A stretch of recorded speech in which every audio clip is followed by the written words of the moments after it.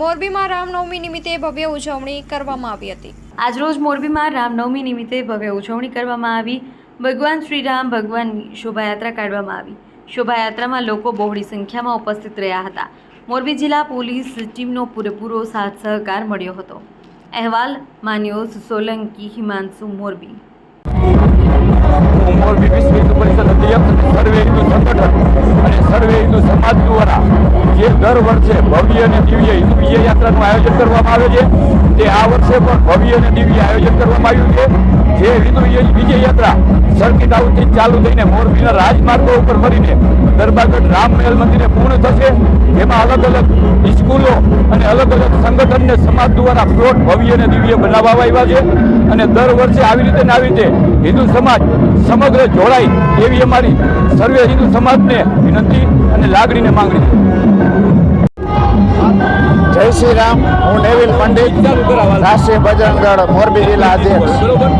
આજે ખુશી થઈ છે કે બહોળી સંખ્યામાં નાના બાળકોથી લઈને મોટી ઉંમરના બધા હિન્દુ ભક્તજનો અહીંયા હાજર છે અને શોભાયાત્રાને ભવ્યાથી ભવ્ય અને દિવ્ય બનાવી છે। એના માટે આપણે હિન્દુ સમાજનો ખૂબ ખૂબ આભાર વ્યક્ત કરીએ।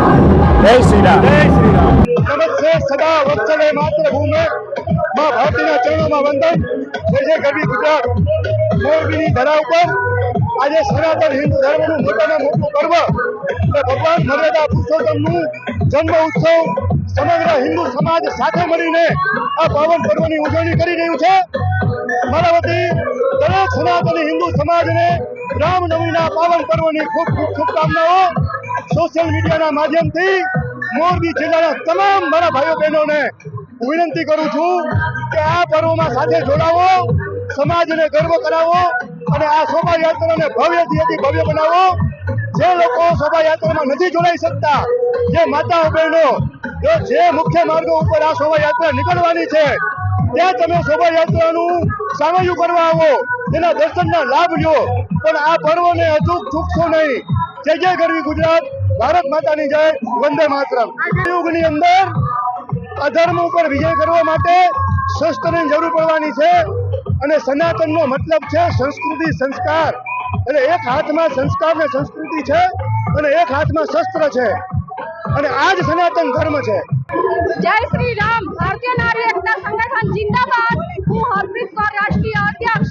આજે શ્રી રામચંદ્રનો જન્મદિવસ છે તો આપણે બધા ભેગા થયા છે, તો હું પહેલા દેશવાસીઓને રામનવમીની ખૂબ ખૂબ શુભેચ્છા આપું છું કે ભારતની નારી એક સક્ષમ થઈ અને હથિયાર લઈ અને આગળ વધી રહે અને આજ કી નારી સબ પે ભારીનો હું ઉદ્દેશ આપવા માંગુ છું અને રામનવમીની ખૂબ ખૂબ શુભેચ્છા મોરબી વાસીઓ અને દેશવાસીઓને આપું છું। જય જય ગરવી ગુજરાત। રામનવમીની સર્વને શુભેચ્છા। મારું નામ હિન્દુ ભગીરથસિંહ રાઠોડ, એકતા એટલે સંગઠનથી આજે મોરબીમાં વિશાળ હિન્દુ એકતાની આ ભવ્ય શોભાયાત્રા નીકળી રહી છે। નાના મોટા, મહિલાઓ, બાળ, વૃદ્ધો તમામ હિન્દુ 18 વર્ણના આજે આ મોરબીની શોભાયાત્રામાં જોડાયા છે।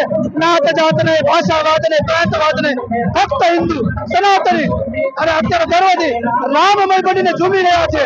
ત્યારે અત્યારે તમે જોયો છો કે દરેક જગ્યાએ ફક્ત રામ ભક્તો છે, રામ ભક્તો। અને આ એકતા, આ શોભાયાત્રા હિન્દુઓની તાકાત, હિન્દુઓની એકતાની શોભાયાત્રા છે। આ અમારી વિજય યાત્રા છે। જય શ્રી રામ।